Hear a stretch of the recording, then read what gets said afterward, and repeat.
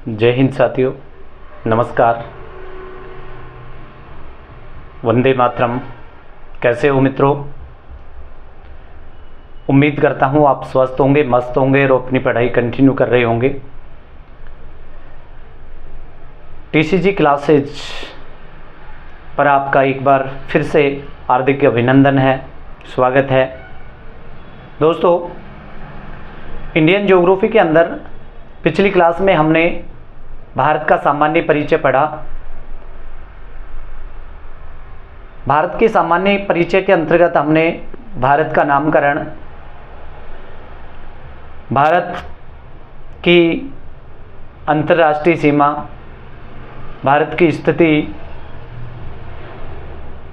भारत का विस्तार, भारत की अंतर्राज्यीय सीमा, इन सब के बारे में बहुत डिटेल से हमने उस क्लास में चर्चा की। आज एक और महत्वपूर्ण क्लास इंडियन ज्योग्राफी की, भारत का भौतिक विभाजन। जैसा कि आप देख रहे होंगे, भारत का भौतिक विभाजन। भारत देश विशाल देश है, दुनिया का क्षेत्रफल के मामले में 7वां देश, 7वें नंबर का देश है। तो जाहिर सी बात है कि भारत को एक विशेष भौतिक प्रदेश में नहीं बांध सकते, क्योंकि जो क्षेत्र जितना विस्तृत होता है उसमें भौतिक प्रदेशों की संख्या भी उतनी ही ज़्यादा बढ़ती जाती है। भारत के भौतिक प्रदेश को जानने से पूर्व हम देखेंगे कि ये भौतिक प्रदेश क्या होते हैं, यानी जो ये फिजिकल डिवीजन जो है, रीजन्स हैं, वो क्या होते हैं, किस प्रकार से हमने इसको डिवाइड किया है। तो आइए बिना देरी किए हम शुरुआत करते हैं अपनी क्लास की। मित्रों, ये है क्लास सभी भर्ती प्रतियोगिता परीक्षाओं के लिए बहुत ही महत्वपूर्ण होने वाली है। मेरा आपसे आग्रह है कि प्रारंभ से लेकर एंड तक वीडियो को पूरा देखें, बीच में स्किप नहीं करें। और यदि आपको वीडियो अच्छी लगे तो लाइक करें, कमेंट करें, और यदि पहली बार वीडियो देख रहे हो तो चैनल को विजिट अवश्य करें। तो आइए बिना देरी की हम शुरुआत करते हैं भारत का भौतिक विभाजन। अभी हमने चर्चा की कि ये भौतिक विभाजन क्या होता है, भौतिक विभाजन होता क्या है, यानी भारत का भौतिक प्रदेश विभिन्न भौतिक प्रदेशों में बांटा गया है। तो ये भौतिक प्रदेश क्या होते हैं, इनके बारे में हम जानेंगे। मित्रों, हमारी जो पृथ्वी है उसका जो धरातल है, पृथ्वी के धरातल के ऊपर विभिन्न प्रकार की संरचनाएं बनी होती हैं। जैसे कहीं पर पहाड़ है, कहीं पे पठार है, कहीं पे विशाल मैदान है, कहीं पे ऊंचे ऊंचे रेत के टीले हैं, कहीं पे पर्वत हैं। इन सबको यदि हम इनकी एक जैसी बनावट या एक जैसी संरचना के आधार पर इनका अध्ययन करते हैं, एक जैसी विशेषताओं के आधार पर इनका अध्ययन करते हैं, इनको विशेष प्रदेशों की संज्ञा दी जाती है। यानी धरातल के ऊपर जो विभिन्न प्रकार की संरचनाएं होती हैं, उन विभिन्न संरचनाओं को यदि हम एक क्षेत्र विशेष के संदर्भ में पढ़ें, उनकी सारी विशेषताओं को, यानी उसका पृथ्वी तल से उसकी ऊंचाई, उसकी भौगोलिक परिस्थिति, इन सबको ध्यान में रखते हुए उसके निर्माण की बात करें, तो उसे हम एक विशेष भौतिक प्रदेश का नाम देते हैं, यानी उसे ही हम भौतिक प्रदेश के नाम से जानते हैं। तो भौतिक प्रदेश क्या होते हैं? एक समान संरचना वाले, किसे कहेंगे भौतिक प्रदेश? एक समान संरचना वाले संरचना वाले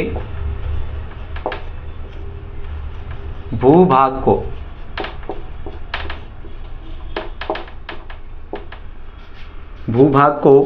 भौतिक प्रदेश के नाम से जानते हैं।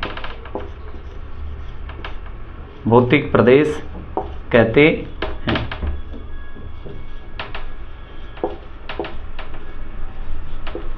भौतिक प्रदेश कहते हैं। मित्रों, ये जो भौतिक प्रदेशों का निर्धारण किया जाता है, ये पृथ्वी के जो उच्चावच होते हैं, यहाँ पे हम देखेंगे भौतिक प्रदेश भिन्न शब्द है और जो उच्चावच होते हैं वो भिन्न शब्दावली होती है। हालांकि ये जो भौतिक प्रदेश होते हैं वो उच्चावच का ही पार्ट होता है। तो एक बार हम उस उच्चावच को भी समझेंगे कि उच्चावच क्या होता है या उच्चावच हम किसे कहते हैं। एक बार इसकी शब्दावली को समझना जरूरी है ताकि कॉन्सेप्ट हमारे को अच्छी तरह से दिमाग में बैठ जाए, क्लियर हो जाए। उच्चावच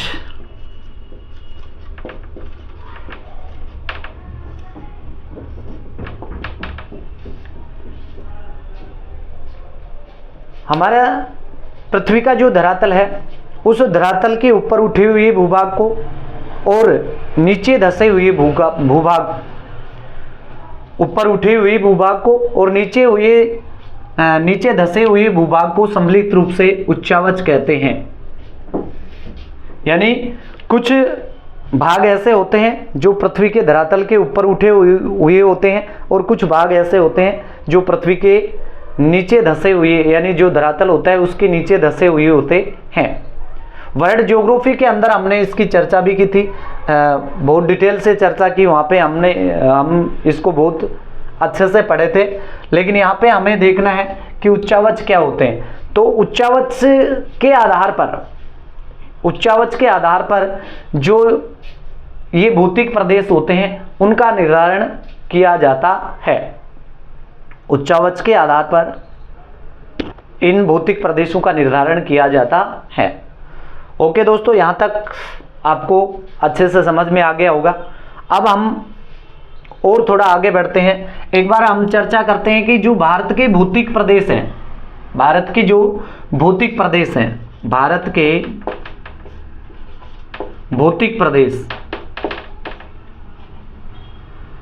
भौतिक प्रदेशों का निर्धारण, भौतिक प्रदेशों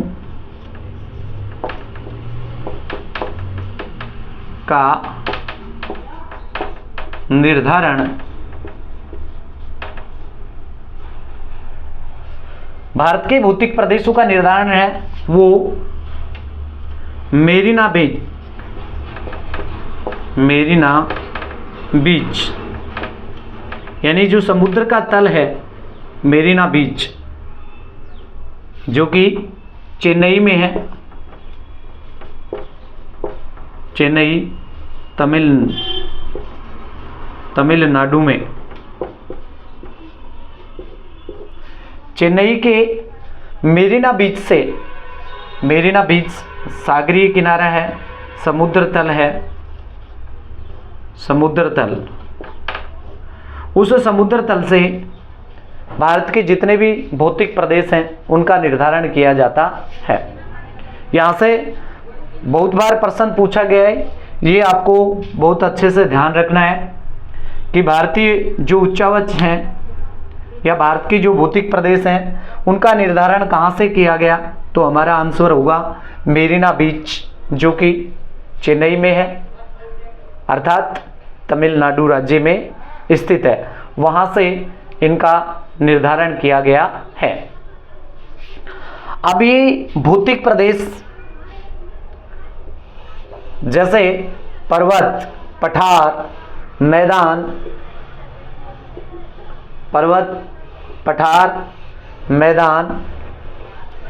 इन सबको हम जहाँ से प्रश्न बनता है, एक बार हम देखेंगे कि भारत जो है, भारत देश के अंदर पर्वतीय जो प्रदेश हैं वो कितने प्रतिशत भूभाग को घेरी हुई है। यानी भारत देश का जो टोटल क्षेत्रफल है 32,87,263 वर्ग किलोमीटर, उसमें से कितने भूभाग को पर्वतीय प्रदेशों ने घेरा है, कितने प्रतिशत भूभाग को मैदानी प्रदेशों ने घेरा है, कितने प्रतिशत भूभाग को तटीय प्रदेशों ने घेर के रखा है ना, इसकी हम चर्चा करेंगे। तो यहाँ पे हम देखेंगे जो पर्वत, मैदान और पठार हैं, इनकी क्या स्थिति है भारत के अंदर। यदि भारत की बात करें उच्चावचीय दृष्टि से, तो यहाँ पे मैं एक डायग्राम बनाऊंगा, इसके माध्यम से आपको थोड़ा सा क्लियर हो जाएगा कॉन्सेप्ट। ये जैसे समुद्र तल है, ये समुद्र तल है। अभी हमने पढ़ा मेरीना बीच, वहां से इनका निर्धारण होता है। तो ये जो मान के चलिए ये मेरीना बीच है, मेरीना बीच जो कि चेन्नई में है। ये सागरीय तट है, तल है, सागरीय तल है। अब इस सागरीय तल से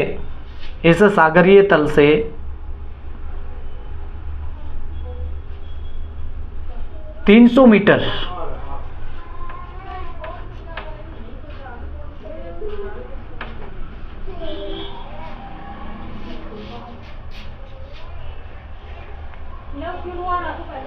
सागरीय तल से 300 मीटर ऊंचाई तक फैले हुए भूभाग को मैदान के नाम से जानते हैं। मैदान, कई बार प्रश्न पूछा जाता है कि मैदान जो है उसकी ऊंचाई कितनी होती है, उसकी हाइट कितनी होती है। तो आपको ध्यान रखना है 300 मीटर, अधिकतम 300 मीटर तक, यानी 300 मीटर से, और समुद्र तल जो होता है उसके मध्य का जो भाग होता है उसे मैदानों के नाम से जानते हैं। इसके बाद में एक और संरचना बनेगी यहाँ पे,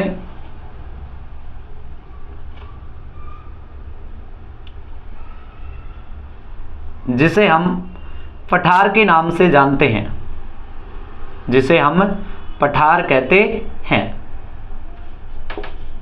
सबका अंतर करके मैं बताऊंगा यहाँ पे। पठार, आप देख रहे होंगे कि इसका जो ऊपरी भाग है ये समतल होता है। पहाड़, पठार और पर्वत तीनों में अंतर भी यहाँ करके देखेंगे। तो ये इसका ऊपरी भाग जो होता है वो समतल होता है। और यदि इसकी हम बात करें ऊंचाई की, तो ये 300 मीटर से लेकर के 600 मीटर तक, चूंकि शुरू की जो 300 मीटर है वो हाइट तो हमारी किसके आ गई, मैदानों की, यानी इसकी जो हाइट है वो 300 से 600 मीटर तक मानी जाती है। ठीक है मित्रों, इसके बाद में हम देखेंगे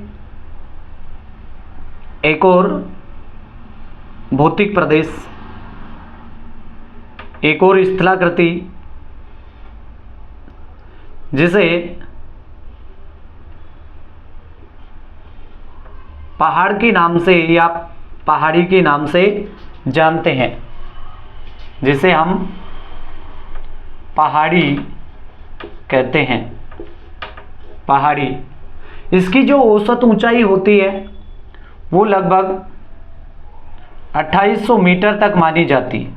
2800 मीटर तक मानी जाती है।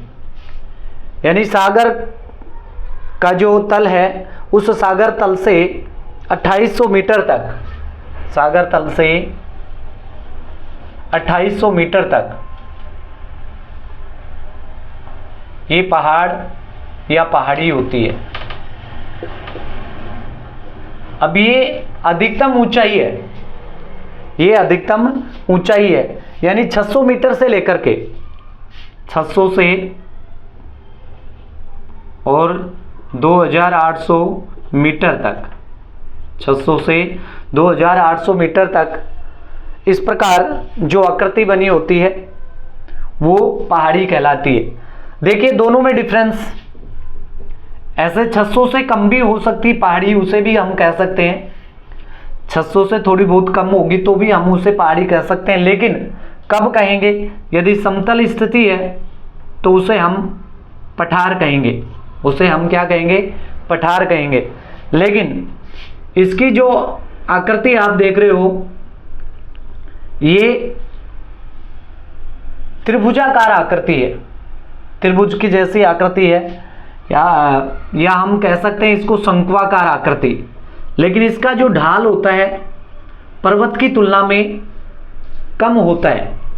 पर्वत से भी हम तुलना करेंगे तो पर्वत की तुलना में इसका जो ढाल है, पर्वत की तुलना में इसका ढाल कम होता है, पर्वत की तुलना में ढाल कम होता है। ठीक है मित्रों, इसी प्रकार से यानी 2800 मीटर से लेकर के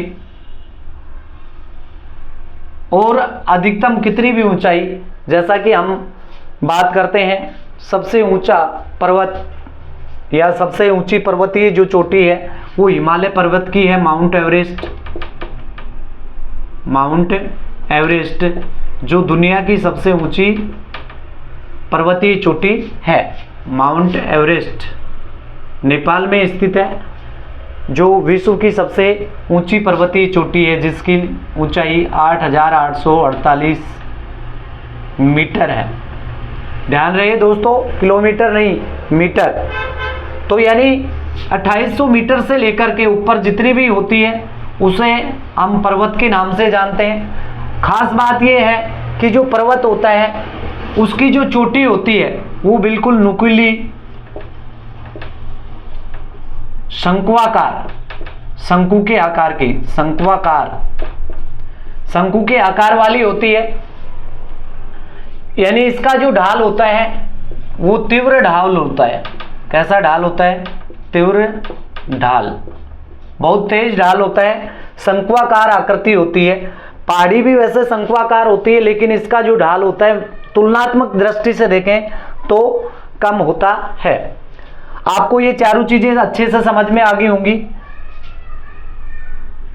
इसे 300 मीटर तक ऊंचाई पे जो है इसे हम मैदानी प्रदेश कहेंगे। समतल, ऊपर से जो समतल हो लेकिन उसकी हाइट 600 मीटर तक हो उसे हम पठार के नाम से जानते हैं। 2800 मीटर ऊंची शंक्वाकार आकृति वाली जो प्रदेश होता है उसे हम पहाड़ या पहाड़ी के नाम से जानते हैं। और शंक्वाकार आकृति जो बहुत ऊंचाई तक जा सके, यानी जिसकी हाइट है वो 2800 मीटर से ज़्यादा हो और बहुत तीव्र ढाल हो, तो उसे हम पर्वत के नाम से जानते हैं। ओके दोस्तों, यहाँ तक आपको समझ में आ गया होगा, ऐसी मैं आपसे अपेक्षा करता हूँ। अब देखिए आगे, अब हम बात करेंगे भारत के विभिन्न भौतिक प्रदेशों की।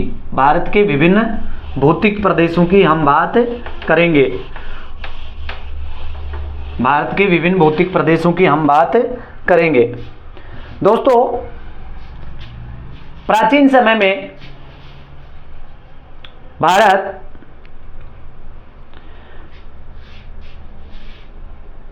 यदि हम बात करें भारत की, तो जो भारत है उसके ये जो भौतिक प्रदेश हैं, भारत के जो भौतिक प्रदेश हैं, इनसे अभी जो वर्तमान समय का ट्रेंड चल रहा है प्रश्न पूछने का, उसके अकॉर्डिंग हम देखेंगे कि जो भारत के भौतिक प्रदेश हैं वो कौन कौन से, विश्व के कौन से भौतिक प्रदेशों के अंतर्गत शामिल किए जाते हैं। इनको हमें बहुत अच्छे से समझना है, क्योंकि हर बार यहाँ से प्रश्न पूछा जाता है। तो एक बार हम चर्चा करेंगे कि संपूर्ण पृथ्वी जो है, संपूर्ण पृथ्वी है, उसके कितने भाग हैं, उनको हम समझने का प्रयास करेंगे और जो भारत के भौतिक प्रदेश हैं वो उसके किस भौतिक प्रदेश में सम्मिलित किए जाते हैं उसको भी हम अच्छे से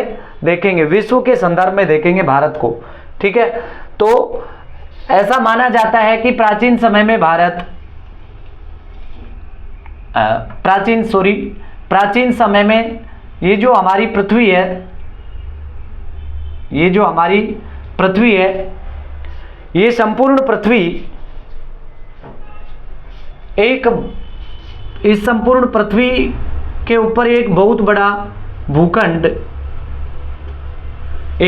भूखंड था जिसे पेंजिया के नाम से जानते थे।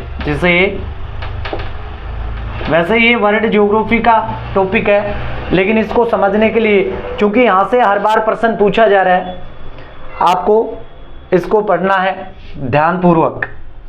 पेंजिया एक बहुत बड़ा भूखंड हुआ करता था जिसे पेंजिया का नाम दिया गया था, और इस पेंजिया के चारों तरफ बहुत बड़ी जलराशि थी जिसे पेंथालासा के नाम से जानते थे। अभी हम सामान्य परिचय देख रहे हैं, ये जो भौतिक प्रदेश हैं इनके बारे में समझ रहे हैं कि भौतिक प्रदेशों का निर्माण कैसे हुआ, किस प्रकार से भौतिक प्रदेशों का निर्माण हुआ। आगे हम इनकी डिटेल चर्चा करेंगे, आगे पढ़ेंगे, लेकिन जो वर्तमान समय का ट्रेंड है उसके अकॉर्डिंग मैं यहाँ पे बता रहा हूँ कि प्राचीन समय में ये जो पूरी पृथ्वी है इसका एक बहुत बड़ा भूखंड था जिसे पेंजिया के नाम से जानते थे, और उसके चारों तरफ जो जलराशि थी इसे पेंथालासा के नाम से जानते थे। समय के अकॉर्डिंग ये जो पेंजिया है, ये पेंजिया दो भागों में विभक्त हो गया, यानी पेंजिया है ये दो भागों में टूट गया। कितने भागों में टूट गया? दो भागों में टूट गया, यानी इसके दो पार्ट बन गए, जिसमें ऊपर का जो भाग है, ऊपर का भूभाग है, उसे अंगारा लैंड के नाम से जानते हैं, उसे हम अंगारा लैंड कहते हैं।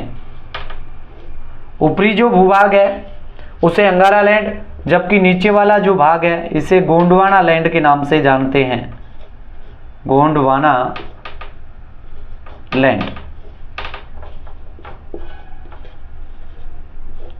लैंड के।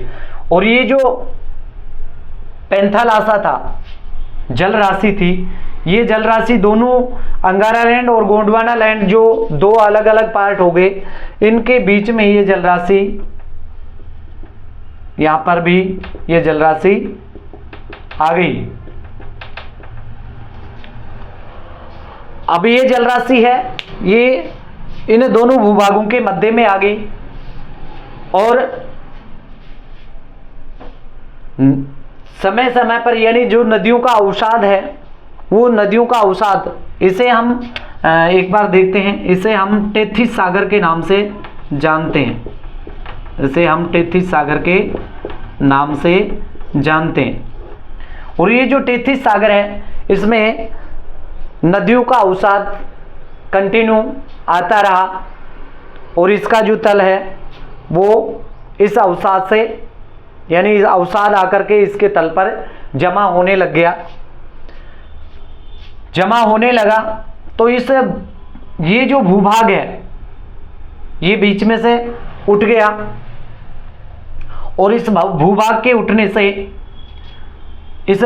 उठने से हमारे यहाँ पे मैदानी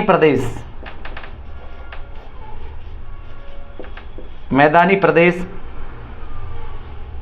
लगातार, ये जो अवसाद जमा होते रहे, इनसे मैदानी प्रदेश का निर्माण हुआ, और इसी प्रकार से इसके ऊपर जो ये अवसाद जमा हुए, यहाँ पे फोर्स लगा नीचे से, इस फोर्स लगने की वजह से कुछ भूभाग अपेक्षाकृत बहुत ज़्यादा उठ गया, जिसमें हम बात करें भारत की, तो भारत का जो हिमालय पर्वत है उसका निर्माण भी इसी से हुआ है। तो हम इसको हम देख रहे हैं, यानी जो हमारा भारत का उत्तर का पर्वतीय प्रदेश है, ये विश्व किस भूभाग के अंदर शामिल किया जाता है, तो आपको ध्यान रखना है टेथिस सागर में। एक बार हम सबकी चर्चा कर लेते हैं। ये टेथिस सागर का भूभाग है, और इसी प्रकार से ये जो मरुस्थलीय प्रदेश है या फिर विशाल मैदानी प्रदेश है, चूंकि ये जो मरुस्थल प्रदेश है ये भी विशाल मैदानी प्रदेश का ही भाग है, इसका निर्माण भी टेथिस सागर से हुआ है। टेथिस सागर के अवशेषों से हुआ है। टेथिस सागर के अवशेषों से इसका निर्माण हुआ है।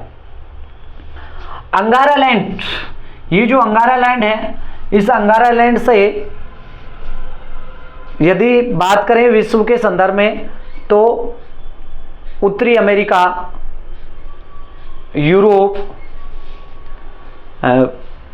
ग्रीनलैंड, आर्कटिक प्रदेश, इनका निर्माण हुआ है। यदि हम बात करें एशिया का भी कुछ पार्ट इसमें आता है, लेकिन जो दक्षिणी एशिया है जहां पे भारत है, उसका कोई भी भूभाग अंगारा लैंड से संबंधित नहीं है, क्योंकि भारत का जो है वो गोंडवाना लैंड से संबंध है या फिर टेथिस सागर से है। भारत का संबंध टेथिस सागर या गोंडवाना लैंड से है। तो मित्रों यहां पर आपको ध्यान रखना है, यहां से बहुत बार प्रश्न पूछा जाता है, वर्तमान समय का ट्रेंड भी है। प्रश्न इस प्रकार से बनता है कि भारत का जो पर्वतीय प्रदेश है उसका संबंध है विश्व के किस प्रदेश से संबंधित है, अंगारा लैंड से, टेथिस सागर से, गोंडवाना लैंड से, इस प्रकार से प्रश्न पूछा जाता है। तो आपको ध्यान रखना है, अंगारा लैंड से तो हमारा कोई भी भूभाग संबंधित नहीं है। भारत का कोई भी भौतिक प्रदेश अंगारा लैंड से संबंध नहीं रखता है। ये बात तो आपको अच्छे से क्लियर हो जानी चाहिए, यानी अंगारा लैंड से हमारा कोई लेना देना नहीं है। इसके बाद में टेथिस सागर की बात करें तो टेथिस सागर से उत्तर का पर्वतीय प्रदेश, विशाल मैदान, या हम मरुस्थल की बात करें तो मरुस्थल भी टेथिस सागर से निर्मित भूभाग है। और यदि हम बात करें प्रायद्वीपीय पठार की, यानी प्रायद्वीपीय पठारी जो प्रदेश है या जो तटीय प्रदेश है, इनका निर्माण गोंडवाना लैंड से माना जाता है। तो जितने भारत के भूभाग हैं उनको हमने अच्छे से समझ लिया कि कौन सा भूभाग है वो किससे बना है विश्व के संदर्भ में। तो टेथिस सागर से हमारे पास ये यानी मरुस्थलीय प्रदेश, चूंकि विशाल मैदानी प्रदेश है उसी का अभिन्न पार्ट माना जाता है मरुस्थलीय प्रदेश। तो मरुस्थलीय प्रदेश या विशाल मैदानी प्रदेश और उत्तर का पर्वतीय प्रदेश, तीनों का जो संबंध है वो है टेथिस सागर से। तीनों का संबंध है टेथिस सागर से। एक बार दोबारा से अच्छे से ध्यान रखना है, दोबारा से मैं बोल रहा हूं, उत्तर का जो पर्वतीय प्रदेश है उसका, विशाल भारतीय मैदानी प्रदेश का और मरुस्थलीय प्रदेश, इन सब का संबंध टेथिस सागर से है। बाकी के जो पार्ट बच गए, प्रायद्वीपीय पठारी प्रदेश या तटीय प्रदेश और द्वीप समूह प्रदेश, इन तीनों का संबंध गोंडवाना लैंड से माना जाता है। ठीक है मित्रों, उम्मीद करता हूं ये आपको अच्छे से समझ में आ गया होगा। अब हम आएंगे हमारे मुख्य बिंदु पर, यानी भारत का जो भौतिक प्रदेश है, भौतिक प्रदेश हैं वो कितने हैं, कौन कौन से हैं, उनके बारे में हम चर्चा करेंगे।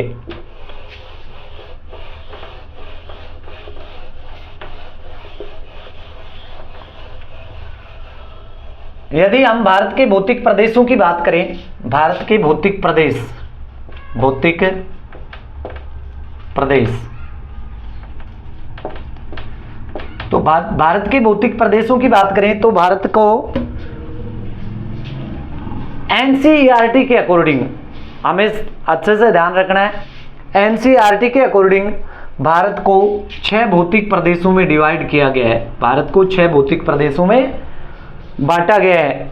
जैसा कि आप सब देख रहे हो, आपको दिखाई भी दे रहा होगा, ये भारत का जो उत्तरी है हिस्सा है, उत्तर यानी यहां से उत्तर पश्चिम से लेकर के उत्तर पूर्व तक एक विशाल पर्वतीय श्रृंखला है। इस विशाल पर्वतीय श्रृंखला हम अच्छे से जानते भी हैं कि ये हिमालय पर्वतमाला, जो कि विश्व के कई देशों में व्याप्त है, लेकिन यहाँ पर हम केवल भारत के संदर्भ में देख रहे हैं। एक बार हम उसकी भी चर्चा करेंगे कि जो हिमालय पर्वत है वो विश्व के कौन कौन से देशों में स्थित है, लेकिन हम पहले एक बार भारत के भौतिक प्रदेश देखते हैं। तो यहाँ से लेकर के और यहाँ तक आपको ये भू आकृतिक प्रदेश दिखाई दे रहा है। ये भू आकृति जो दिखाई दे रही है, इसे हम उत्तर के पर्वतीय प्रदेश के नाम से जानते हैं, यानी उत्तरी पूर्वी पर्वतीय प्रदेश के नाम से इसे जानते हैं। इसके जस्ट नीचे दक्षिण में, इसके जस्ट नीचे दक्षिण में हिमालय से निकलने वाली जो नदियां हैं, उनसे सिंचित भूभाग विशाल मैदानी प्रदेश कहलाता है। विशाल मैदानी प्रदेश कहलाता है। और उस विशाल मैदानी प्रदेश का ही एक भूभाग जिसे मरुस्थलीय प्रदेश के नाम से जानते हैं, हमारे राज्य राजस्थान में भी इसका बहुत बड़ा विस्तार है और राजस्थान के अधिकांश भूभाग को घेरे हुई है, जिसे हम मरुस्थलीय प्रदेश के नाम से जानते हैं। तो पहले नंबर पे भारत का पर्वतीय प्रदेश, दूसरा विशाल मैदानी प्रदेश, तीसरा मरुस्थलीय प्रदेश, चौथा प्रायद्वीपीय पठारी प्रदेश। ये जो विशाल मैदानी प्रदेश है, इसके दक्षिण से प्रारंभ होकर के और यहाँ तक जो भारत की मुख्य भूमि है वहाँ तक प्रायद्वीपीय पठारी प्रदेश फैला हुआ है। यहाँ आप देख रहे हो, ये समुद्र का किनारा है। ये क्या है? समुद्री किनारा है। तो जो समुद्र के किनारे हैं उन्हें हम तट के नाम से जानते हैं और इसका नाम रख दिया तटीय प्रदेश। तटीय प्रदेश। इसके बाद में भारत के पूर्व में और भारत के पश्चिम दोनों ही दिशाओं में द्वीप समूह हैं, द्वीप हैं। जैसे पूर्व में जो है उसे अंडमान निकोबार के द्वीप के नाम से जानते हैं और पश्चिम में जो है उसे लक्षद्वीप के नाम से जानते हैं। यानी बहुत बड़ी मात्रा में यहाँ पे द्वीप हैं, लाखों की संख्या में, इसी वजह से इसका नाम लक्षद्वीप पड़ा है। तो पश्चिम दिशा में भारत के लक्षद्वीप और पूर्वी दिशा में अंडमान निकोबार द्वीप समूह दोनों ही केंद्र शासित प्रदेश हैं और यहाँ पे बहुत बड़ी मात्रा में द्वीप हैं, तो इसे द्वीप समूह प्रदेश के नाम से जानते हैं, द्वीपीय समूह के नाम से जानते हैं या द्वीप समूह प्रदेश के नाम से जानते हैं। इधर पश्चिम में लक्षद्वीप वाला पार्ट हो गया और इधर अंडमान निकोबार द्वीप समूह वाला पार्ट है, वो द्वीपीय समूह प्रदेश के अंतर्गत शामिल किया जाता है। ठीक है मित्रों, आपको अच्छे से समझ में आ गया होगा। तो भारत के 6 भौतिक प्रदेश कौन कौन से हुए, एक बार मैं यहाँ पे नाम भी लिख देता हूँ। वैसे आपको मैप में बहुत अच्छे से मैंने समझा दिया है। उत्तर का विशाल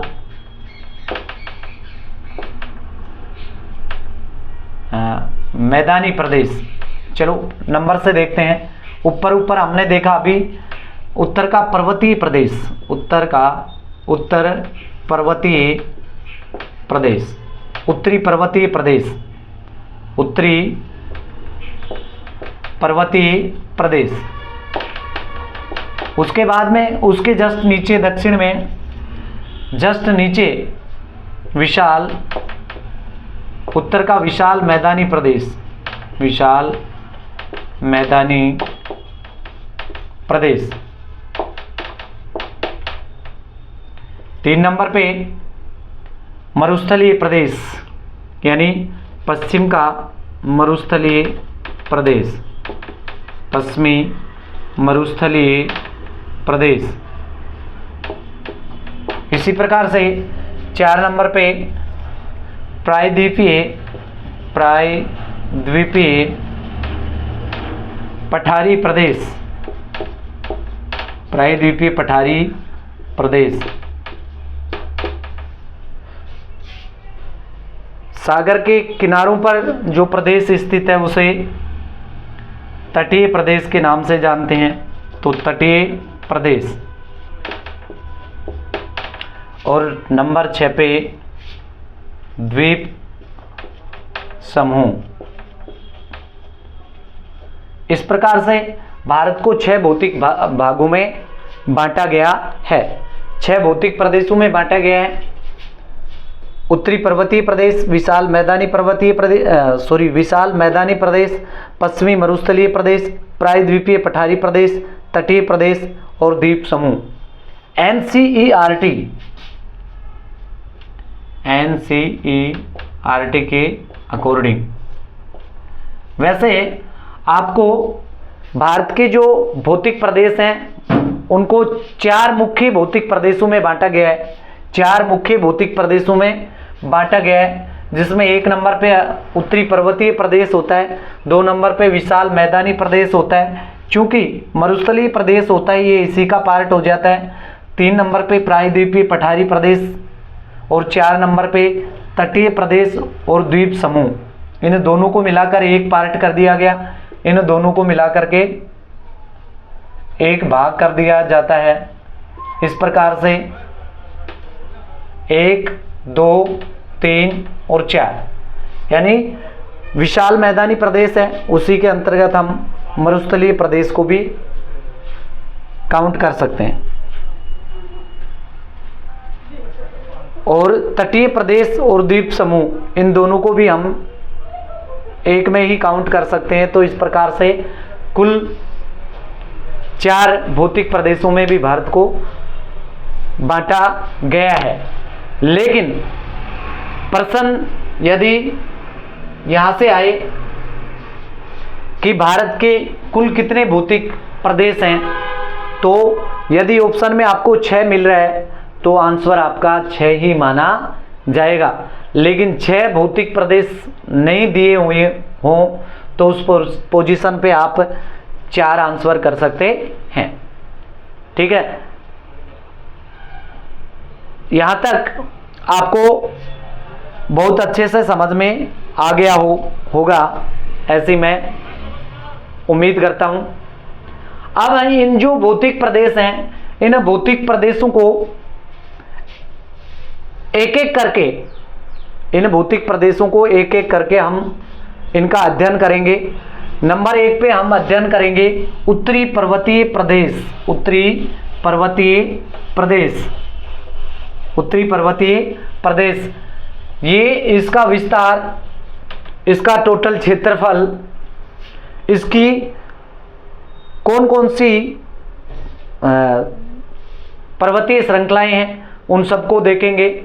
इसकी टोटल विशेषताओं को हम बहुत डिटेल से पढ़ेंगे, अगली क्लास में पढ़ेंगे, लेकिन चूंकि समय बहुत हो गया तो नेक्स्ट टॉपिक हमारा रहेगा उत्तरी पर्वतीय भौतिक प्रदेश। तब तक मुझे इजाज़त दीजिए, मिलेंगे नेक्स्ट क्लास में। यदि वीडियो पसंद आई हो तो लाइक, कमेंट और शेयर अवश्य करें। जय Hind, thank you for watching.